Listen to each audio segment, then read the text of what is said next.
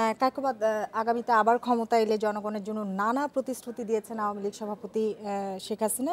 দেশ পুরোপুরি দারিদ্র্যমুক্ত করার প্রতিশ্রুতি দিয়েছেন তিনি। এছাড়া ৩ বছরের মধ্যে প্রতিটি ঘরে বিদ্যুৎ পৌঁছানোর অঙ্গীকার করেছেন।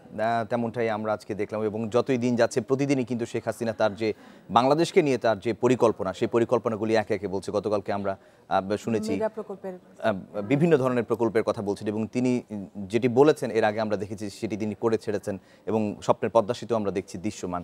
আমাদের কাছে একটি প্রতিবেদন আছে, আমরা সেটি দেখে আসবো। সিলেটে নির্বাচনী প্রচারের শুরুতে বেলা ১১টার দিকে হযরত শাহজালাল রহমতুল্লাহ আলাইহির মাজার জিয়ারত করেন আওয়ামী লীগ সভাপতি ও প্রধানমন্ত্রী শেখ হাসিনা। সেখানে দোয়া ও মোনাজাতের পর জিয়ারত করেন হযরত শাহপুরান রহমতুল্লাহ আলাইহি ও গাজী বোরহানুদ্দিন রহমতুল্লাহ আলাইহির মাজার। বেলা ৩টার দিকে সিলেটের আলিয়া মাদ্রাসা মাঠে পৌঁছান শেখ হাসিনা।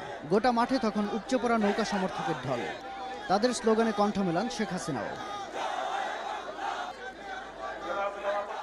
বঙ্গবন্ধু কন্যা বলেন, নৌকার মাধ্যমে জাতি পেয়েছে স্বাধীনতার উন্নয়ন। আগামীতে আবার ক্ষমতা এলে উন্নয়নের ধারা বজায় রেখে সমৃদ্ধ দেশ গড়ার প্রতিশ্রুতি দেন তিনি। আজকে বিদ্যুৎ পাচ্ছে মানুষ, আজকে মানুষের ভাগ্য পরিবর্তন হচ্ছে, কর্মসংস্থান ব্যবস্থা হচ্ছে। আমরা সিলেটে যে বিশেষ অর্থনৈতিক অঞ্চল শ্রীহট্ট, যেটা সিলেট বিভাগের একটি ঐতিহাসিক নাম, সেই নামে আমরা বিশেষ অর্থনৈতিক অঞ্চল করে দিচ্ছি। দেশি বিদেশি বিনিয়োগ হবে।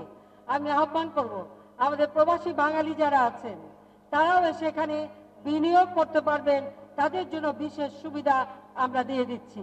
শেখ হাসিনা বলেন, একাদশ জাতীয় সংসদ নির্বাচনে একই আসনে ৪-৫ জনকে মনোনয়ন দিয়ে বাণিজ্য করেছে বিএনপি। সাজা পাওয়া পলাতক আসামি তারেক রহমান দেশবিরোধী ষড়যন্ত্র করছে বলেও মন্তব্য করেন তিনি। নির্বাচনে তারা কি করেছে?